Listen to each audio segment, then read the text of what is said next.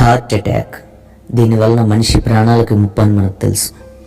అయితే ఇదే హార్ట్ మన ఆత్మీయతను కూడా అటాక్ చేస్తుందని మనకు తెలుసా? మన హృదయము మన ఆత్మీయత మీద దాడి చేస్తుంది.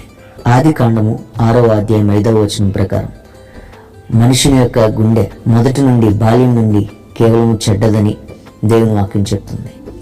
యెషయా గ్రంథం 1వ అధ్యాయం 5వ వచనం ప్రకారం తిరుగుబాటు వలన మన హృదయం బలహీనమవుతుందని దేవుని వాక్యం చెప్తుంది.